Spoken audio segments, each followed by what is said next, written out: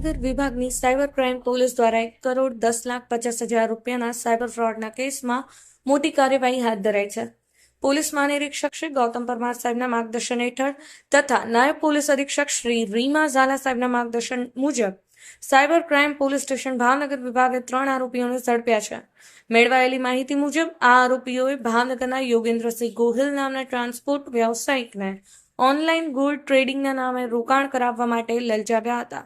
આરોપીઓએ ફરિયાદીને જણાવ્યું હતું કે રોજે રોજ યુએસડીટીમાં નફો મળશે અને તેમની સાથે વિશ્વાસનો સંબંધ ઊભો કરી એક નકલી વેબસાઇટ મારફતે રોકાણ કરાવ્યું. ફરિયાદી પાસેથી કુલ 1,10,50,000 રૂપિયા અલગ અલગ બેંક એકાઉન્ટમાં જમા કરાવી આ મોટા પાયે છેતરપિંડી કરવામાં આવી હતી. પોલીસ તપાસ દરમિયાન આણંદ જિલ્લાના 3 યુવાનોની સંડોવણી બહાર આવી છે, જેમને પોલીસે ભાવનગર લાવી ધરપકડ કરી છે.